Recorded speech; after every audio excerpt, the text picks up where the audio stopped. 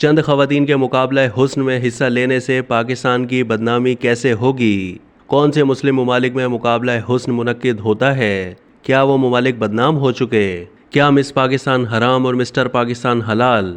جنگ کالمز۔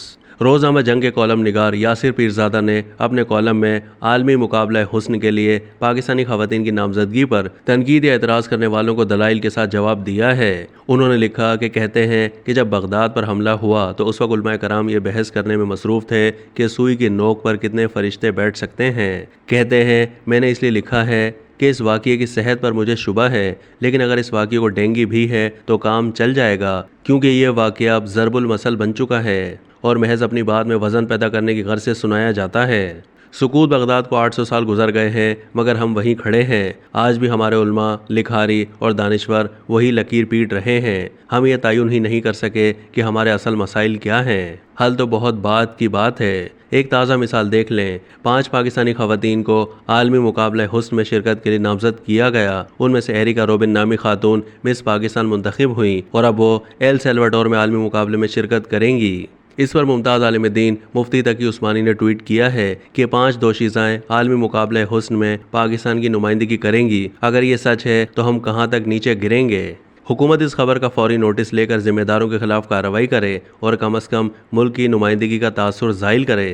اصول کی بات یہ ہے کہ پاکستان کے ہر شہری کو آئین اور قانون کے مطابق اپنی رائے رکھنے کا حق حاصل ہے۔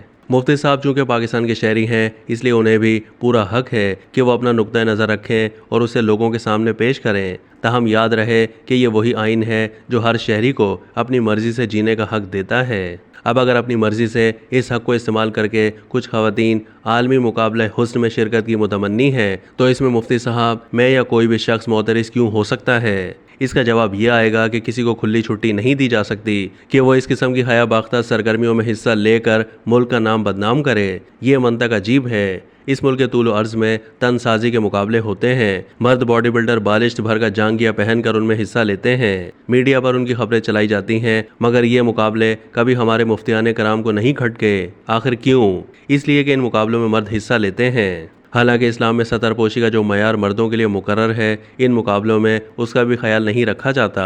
کسی عالم دین، مفتی یا لکھاری نے اس کے بارے میں مضمون نہیں لکھا، ٹویٹ نہیں کی اور اعتراض نہیں کیا۔ کیوں؟ اس لیے کہ ہم عورتوں اور مردوں کو برابر ہی نہیں سمجھتے اور یہی اصل مسئلے کی جڑ ہے۔ ہمارے نزدیک مس پاکستان حرام ہے، مگر مسٹر پاکستان حلال ہے۔ ہم زبانی کلامی تو عورتوں اور مردوں کی برابری کی باتیں کرتے ہیں، مگر عملاً عورت کو کمتر ہی سمجھتے ہیں۔ اگر مسئلہ سطر پوشی کا ہوتا تو ہمارے علماء اور مفتیان کرام باڈی بلڈنگ اور کبڈی کے مقابلوں میں مردوں کی سطر پوشی کو یقینی بنانے کی بات بھی کرتے، مگر انہیں یہ معیوب نہیں لگتا۔ دوسری طرف عالمی مقابلہ حسن ایل سیلواڈور میں منعقد ہوگا اور اتفاق سے اس میں جو پاکستانی خاتون شرکت کر رہی ہے وہ غیر مسلم ہے۔ اس سے ہمارے مفتیان کرام کا کیا لینا دینا؟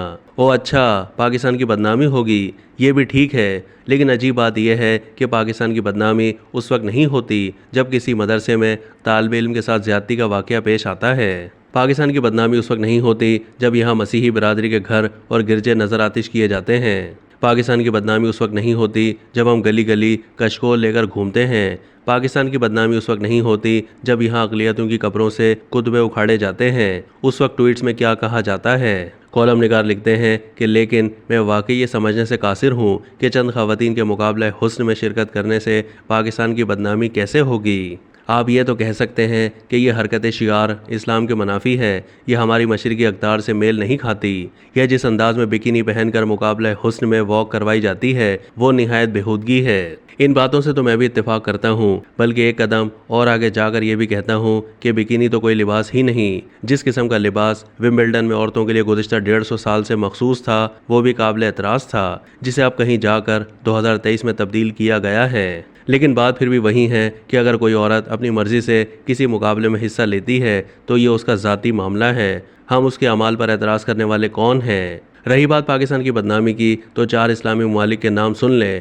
مصر جو تہذیب کا مرکز ہے، انڈونیشیا جو آبادی کے لحاظ سے سب سے بڑا اسلامی ملک ہے، ملیشیا جس کی ترقی کی مالا جپتے ہوئے ہم نہیں تھکتے، اور ترکی جو ہمارا رول ماڈل ہے۔ ان تمام ممالک میں مقابلہ حسن منعقد ہوتا ہے تو کیا یہ اسلامی ملک دنیا میں بدنام ہو چکے ہیں؟ آپ اپنا نقطہ نظر رکھیں، اس کا آپ کو پورا حق ہے، مگر لوگوں کو یاد دلانا ہماری ذمہ داری ہے کہ ماضی میں آپ نے ملالہ، طالبان اور افغانستان کی فتح وغیرہ جیسے معاملات پر جو اظہار خیال فرمایا وہ کس حد تک درست ثابت ہوا۔ اگر وہ تمام باتیں حالیہ تاریخ نے غلط ثابت کر دی ہیں تو پھر کیا ضمانت ہے کہ اس مرتبہ آپ درست فرما رہے ہیں؟